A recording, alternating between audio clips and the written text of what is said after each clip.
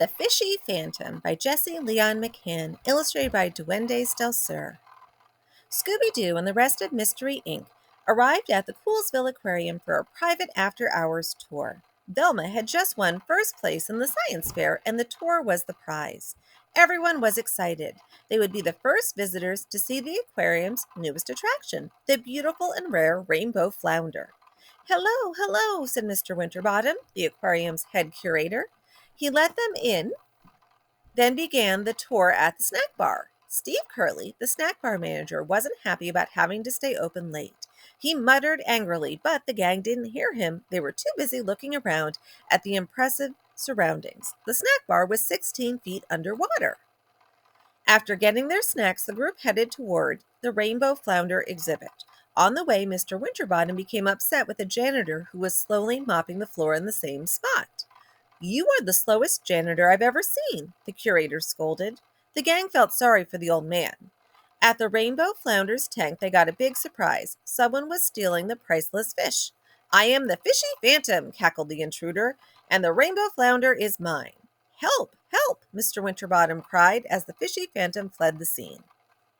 Don't worry, Mr. Winterbottom, it won't get away, Fred said. Go check with security to make sure that all the exits are secured. Gang, we've got another mystery on our hands.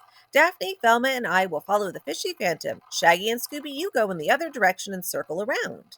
Let's check the snack bar first, Shaggy suggested. Maybe that freaky fish is hungry.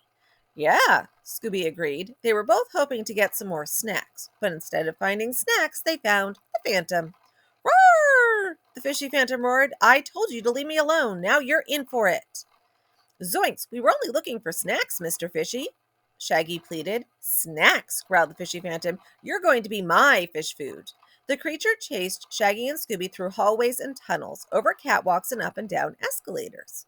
Meanwhile, Daphne, Velma, and Fred made a very interesting discovery. The old janitor was sneaking around, and he seemed to be a lot more energetic than before. He's up to something, Daphne whispered.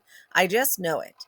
He's acting awfully suspicious, Velma agreed. Come on, Fred said. Let's check him out. They followed the janitor into a supply closet. Hold it right there, Fred shouted as they burst into the room. Daphne and Velma spotted a video camera with film of the Rainbow Flounder. You've caught me, the man said. I'm not really a janitor. I'm from Coolsville Action News, and I've been working here undercover to get exclusive footage of the Rainbow Flounder. Security escorted the fake janitor out of the aquarium. That was one mystery solved, but the fish was still missing. After the reporter was gone, Fred, Daphne, and Velma found Scooby and Shaggy. They had gotten away from the Phantom and were hiding in a storage room. Listen, gang, I've got a plan to capture this Fishy Phantom, Fred explained, and we have everything we need to set a trap right here. Does that include Scoob and me as bait? Shaggy asked, frowning. Fred admitted that it did. Scooby and Shaggy refused to cooperate until Velma tempted them with Scooby snacks. A few minutes later, Scooby and Shaggy were wearing scuba gear in a big fish tank, and the Fishy Phantom soon joined them. The pair led the Phantom toward their trap, a net. Fred was ready to tug on the rope and bring it up, but something went wrong. The net didn't catch the Phantom at all. Shaggy and Scooby were forced to flee the monster again. Outside the tank, Fred and the girls were puzzled. Jinkies, Velma exclaimed. I think something else tugged on the rope. Minutes later, the creature had cornered Shaggy and Scooby inside the dark and deserted gift shop. Herm, growled the Fishy Phantom. Shaggy found the reporter's camera sitting on the checkout counter. He turned it on and pointed it toward the creature. Hey, smile for the camera, Shaggy said as he snapped a shot. The light from the camera was so bright that the Phantom couldn't see a thing. While the Phantom couldn't see, the rest of the gang ran in and tied it up.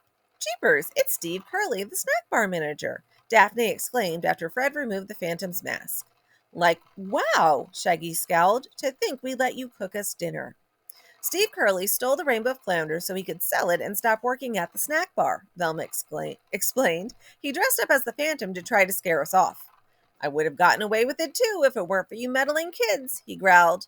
Now the Rainbow Flounder is safely back in its tank, Mr. Winterbottom said happily. Let's go take a look.